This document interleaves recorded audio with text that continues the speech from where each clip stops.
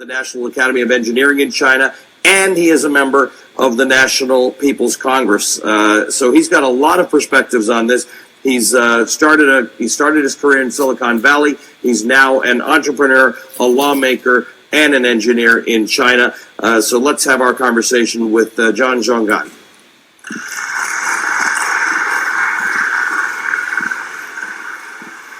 Join you out.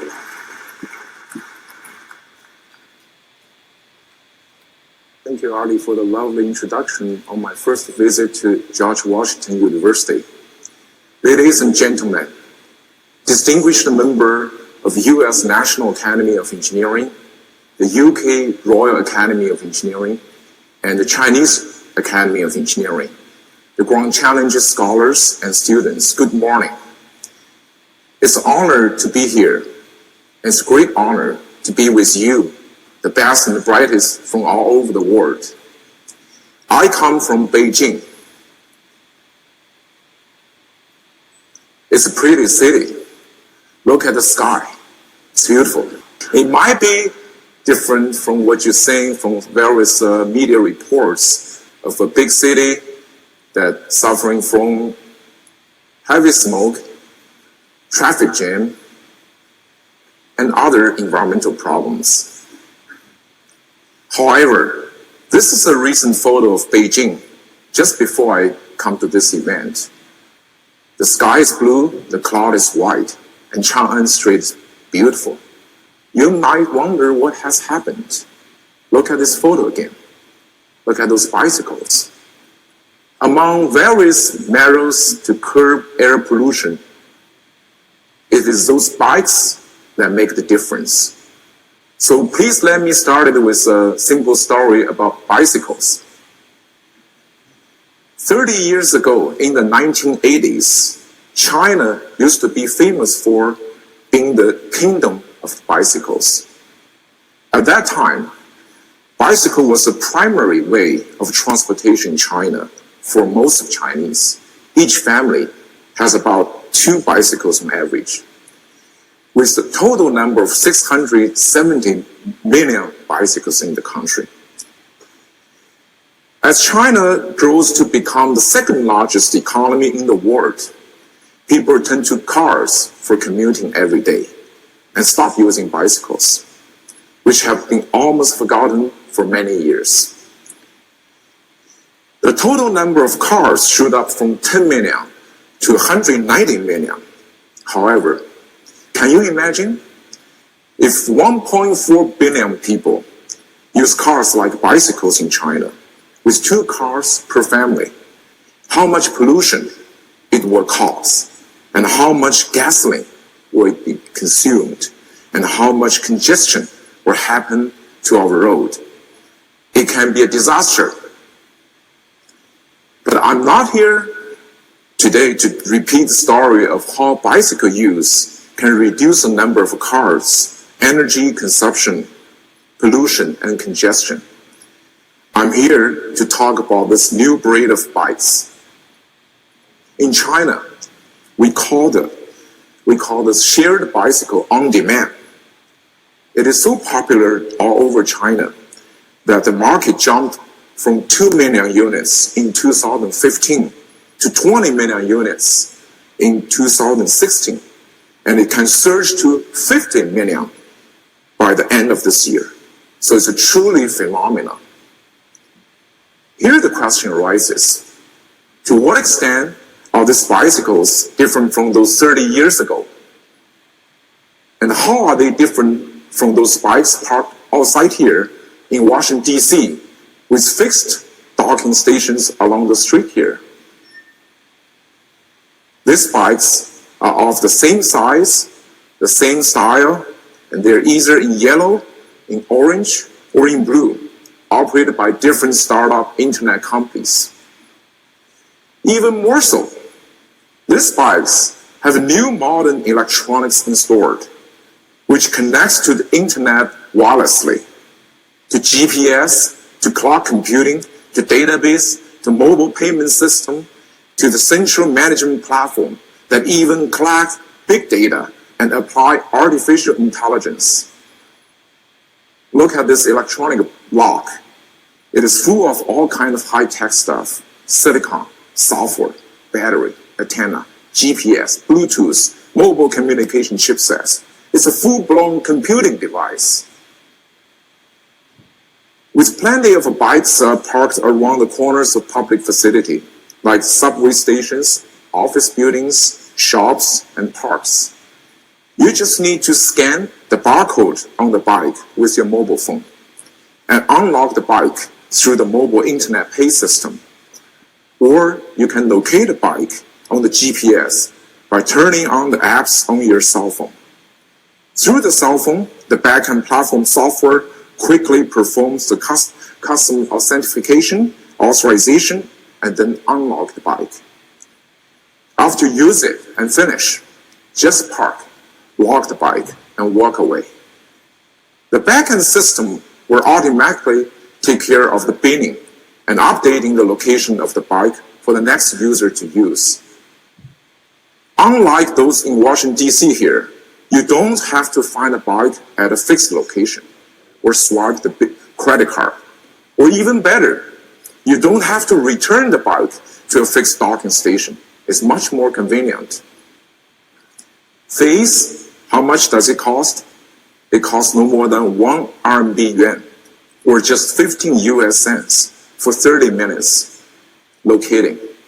It's much cheaper. All you need is a smartphone. So no wonder people say 2 wheels are only a smartphone away. This is the new model to solve the problems for transportation in metropolitan cities, to save energy, to cut down emission, and to reduce pollution.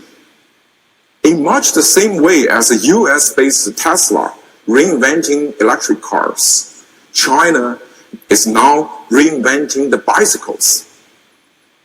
We're not just reinventing wheels, we are reinventing 2 wheels.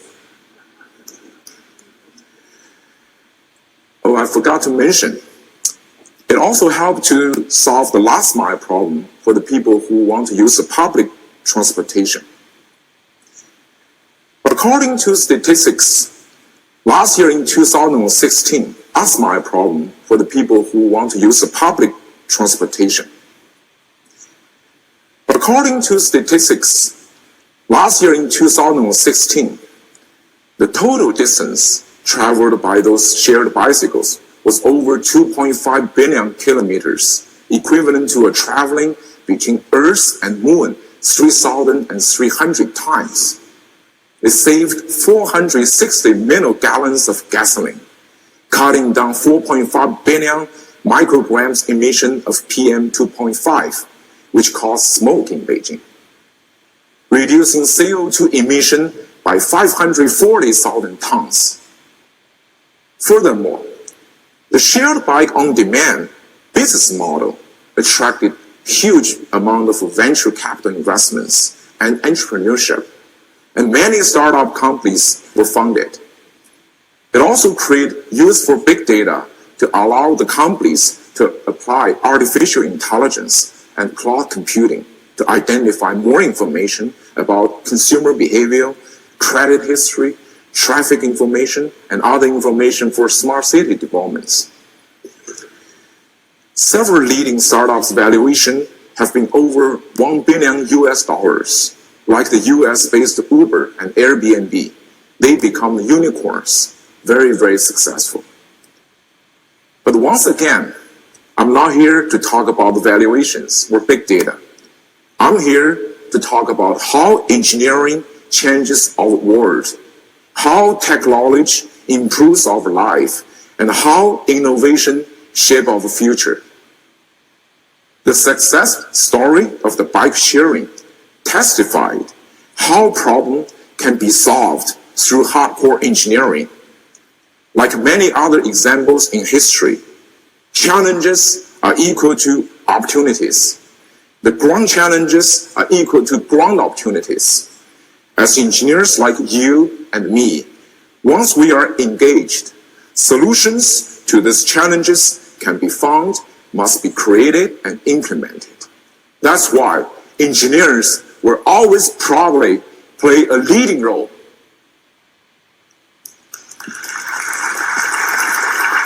Thank you. You laugh about the bikes, but I want to emphasize about behind the shared bike phenomena, the important IT infrastructure built up in China that make this phenomenon possible. China, for many years, have invested billions of dollars in infrastructure and built the longest and largest fiber optic networks for communication through China's state-owned companies like China Mobile, China Telecom, and China Unicom. We are number one in the world for internet user base with over 730 million users and the mobile internet users of 1.12 billion.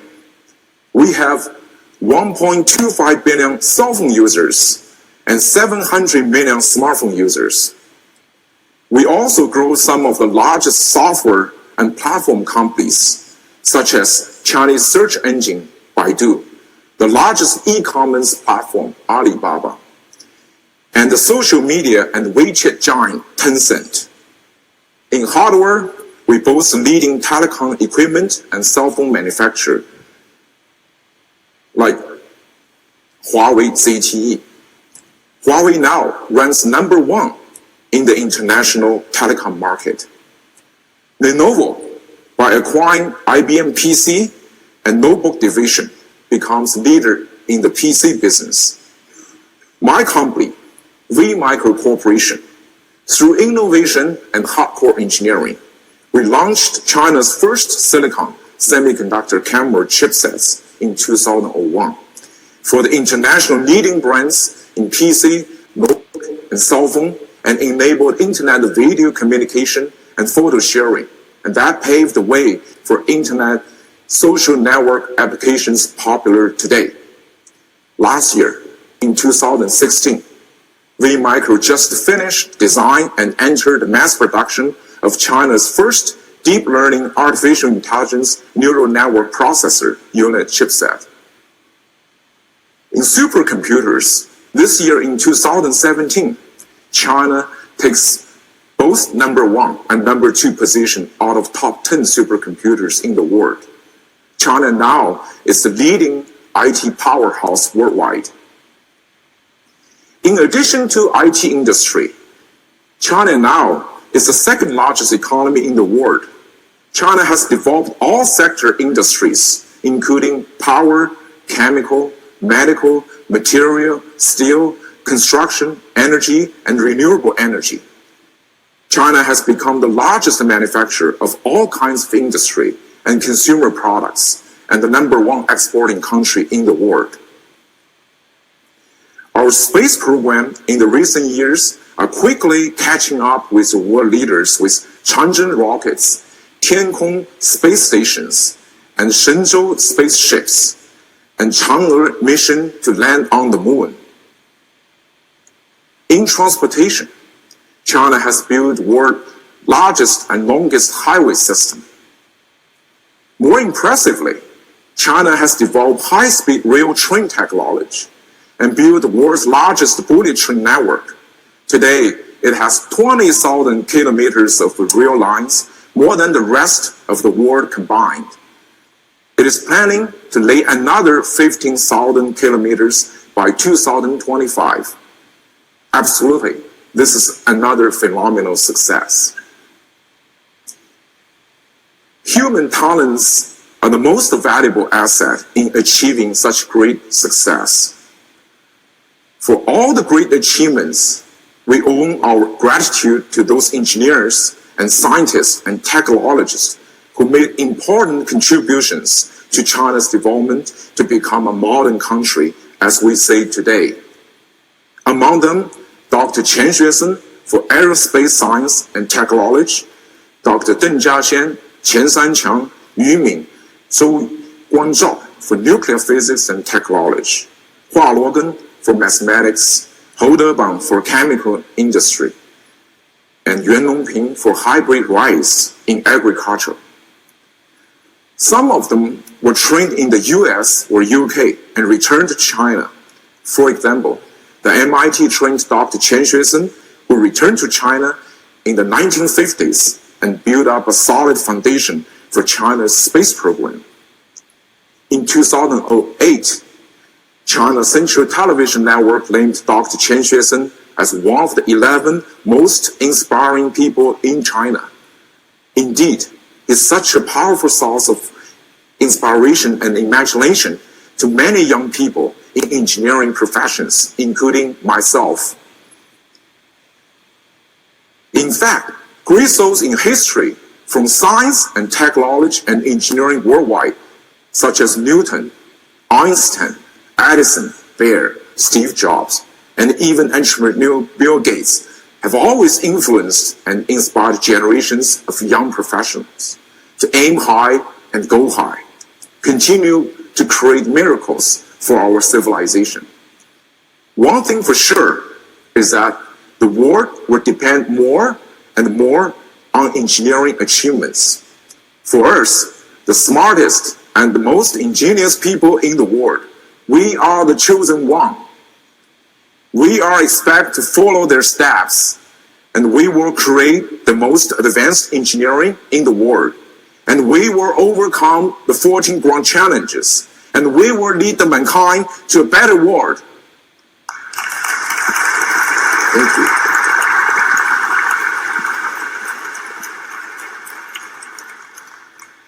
Distinguished Academy members, scholars, and students, we gather here today at this summit in Washington, D.C., not in Silicon Valley. Perhaps that's a reminder that we have to think beyond technology and engineering. Now, I'd like to move on to collaboration. In order to overcome the grand challenges, only innovation is not enough, because many of our problems are system problems. We need a consortium of entities to come together and join effort. Other dimensions, such as public policy, law, international relations, sciences, social sciences, culture, and all humanity must be engaged if solutions to those challenges are to be created and implemented. The last century brought us unprecedented material wealth and standard of living. They have also undeniably led to many new challenges, threatening our survival and continued development of the world as we know it. Specifically, the world's ever-growing population is depleting Earth's resources at a pace that cannot be sustained. The rapid exploitation and consumption of traditional energy sources, such as coal, oil, and gas, have undermined global energy security. On a global scale, the conventional development model, characterized by widespread mass production, consumption, and waste, lead to severe environmental problems and climate change.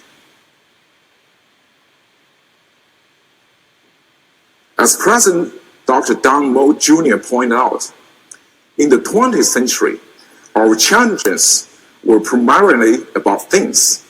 But now in the 21st century, our challenges are more about people, societies, and sustainability, quote unquote. We need to ask, how can a high quality of life and security be sustained and extended worldwide in this century? This is not a national question or a business question, but it is a question that concerns everyone on this planet. Today, thanks to the US organizer, we convened here to exchange ideas and try to find solutions to the 14 grand challenges for engineering, identified by a select group of experts of this committee in 2008. The idea of naming the specific problems to be addressed for global benefit caught on immediately and has been picked up speed ever since. Rarely has an idea captured the imagination of a profession, policymakers, and the general public as rapidly and forcefully as a grand challenge for engineering. The grand challenges are set forth as a way to inspire the engineering profession, young people, and the public at large to seek solutions. Although we come from different countries with distinctive cultural backgrounds, or even polarizing social and political system, yet we are all humans, living and breathing together on the same planet of 7 billion people. We have more in common than differences, which needs to be emphasized over and over again. Any problem, when divided by 7 billion, becomes minuscule, while any progress, when multiplied by 7 billion, becomes a giant achievement. Ladies and gentlemen, I'm mostly impressed that currently we have such a group of most distinguished people from all over the world who are united in fighting the most challenging issue of our mankind in this century, which is climate change and global warming. In the face of this challenge, we go beyond the boundaries of interests, politics, and nationality, but fight together for a common goal. We carry the same understanding that we are all in this together. No one can stay out of this. We are united for our faith in science, our respect for truth, and our love of mankind. Over the years, I have come to believe once again that science has no borders. It's our common dream and common responsibility to make people lead decent lives in a healthy and safe environment. In the face of climate change, China is particularly vulnerable. We are a developing country with 1/5 of world population. In fact, we have a 200-year combined environmental problem that a developed country typically have, condensed into a short 30 years format. We don't have the luxury of time and space to become prosperous first and then solve these environmental problems later, in such a sequence as did the developed countries. We need to act quickly. Ladies and gentlemen, to that end, Chinese government has proposed 5 major ideas of development: innovation, coordination, green, opening up, and sharing. This proposal aims for a balanced, coordinated, and sustainable growth model, a departure from the model of massive production and consumption and waste. The Chinese government has also committed to the following timeline: reducing carbon dioxide emission per GDP by 60 to 65% in 2030 from its level of 2005. In order to increase the non-fossil energy consumption to 20% of the total energy consumption, China has invested more than $100 billion in clean energy in 2015. According to the country's National Energy Administration, China aims to spend at least $360 billion on renewable energy by 2020. To curb the growth of greenhouse gas that contributes to the global warming, China installed an average of more than 1 wind turbine every hour of every day in 2015, and covered the equivalent of 1 football field every hour with solar panels. In this way, solar panel will be the main form of China's clean energy sector. Up to now, 5 of the top 6 global solar panel manufacturing companies are Chinese and in China. As a responsible citizen, I believe this is a noble undertaking. Environmental protection is not just tied to specific racial groups or nations. It is a universal issue affecting all citizens of the world. Although there are different voices and actions at this current stage, I believe all stakeholders will eventually come back to this position.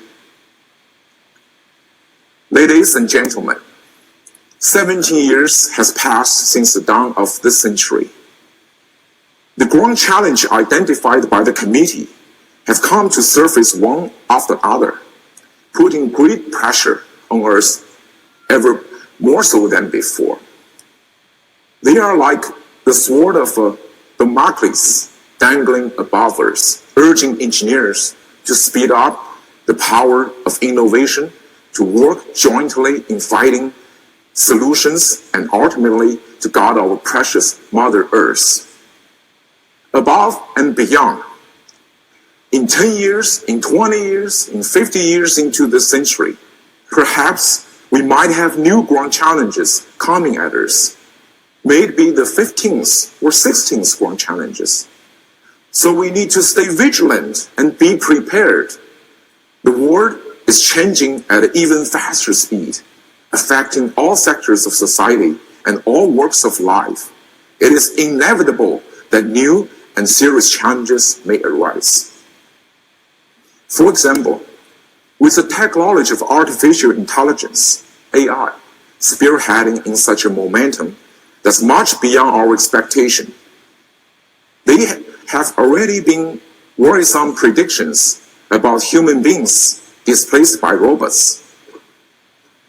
While robots can potentially generate enormous goods and superb services for us at a lower cost, effectively improving our well-being, enriching our civilization, which is by all means great, it can also create massive unemployment, displacing arguably 50% of the workforce in developed countries and 80% in the developing countries, rendering people jobless without a paycheck. This is a century-old question regarding efficiency versus equality, but in an unprecedented scale. How do we prevent people affecting from losing out in this structural shift and suffering from a reduced standard of living? If we may allow our imagination to run wild, would AI pose a threat to mankind? Will they rise up to work against us instead of working for us? Another question of uncertainty. What about genetic engineering in the future that may allow new species or life forms to emerge? Or will it help develop medicine solutions for people to achieve longevity in this century? I'm throwing out these questions. Perhaps we may not have any answers to these questions, and we may not even know what the future challenges have in store for us. To some extent, technology may cause new problems or new challenges. Or more broadly, the only certainty is the future that will be full of uncertainties. As a result, we must remain curious and stay engaged. Precisely, we need to encourage the next generation engineers or scholars to find problems, analyze problems, and solve problems. We need to maintain a positive attitude that from the previous industrial revolution, we faced similar challenges, we adjust and adapted, and never let doomsday saying become a reality. To that extent, that we fought the battles and won, we need to remain confident and optimistic that we will win engineering academies. Dr. Mode of the US, Dr. Downing of UK, Dr. Zhou Ji from China. The grand challenges are a call to action, and they have created a growing global grassroots movement that is changing how people think about the future and about the responsibility of engineering in creating that future, quote unquote. Indeed, this is a movement that breathes a new spirit. The spirit will empower us to face and to overcome all kinds of potential challenges in the future. This is a movement that involves new approaches for engineers to deal with uncertainties. This is a movement that advocates caring and commitment, meaning we care about the fate of our humans We care about the survival of our planet. We commit ourselves to the well-being of all mankind. This is our vision. This is our vision for the future. This is a vision for all humanity. This vision is power, the power of judgment, and the power of will. It comes deep from the human heart, and that is love, that is humanity. More than 2,000 years ago, Confucius, arguably the most influential and respected philosopher, said, 大道之行，天下为公. The greatest road is one for all under heaven. 天下 is literally translated as all under heaven. For today, 天下, all under heaven, is a call for a community of common destiny for all mankind, based on which we seek out solutions to rise to the grand challenges with broad vision and global perspectives. For this interconnected world, 天下, all under heaven, is a call for the sense of a joint responsibility to work together, to help each other, to share the burden, and to ride over crisis. For the future, 天下, all under heaven, is a call for immediate action. We must innovate. We must coordinate. We must go green. We must open up. We must share with each other. Among the audience here today, there are many leading scientists and technologists and engineers. You are the best mind in this world. You live in an era that calls for a great sense of mission. You are the most capable people to solve the grand challenges for mankind. You have the ability to care for others, safeguard Earth, and build up a better future for the people. You can win the heart. When we have a higher purpose, we will be empowered to awaken the deepest hope in our hearts. Ladies and gentlemen, my fellow engineers, all under heaven, we need you all. Let's roll up our sleeves and work hard with added energy. Let's roll.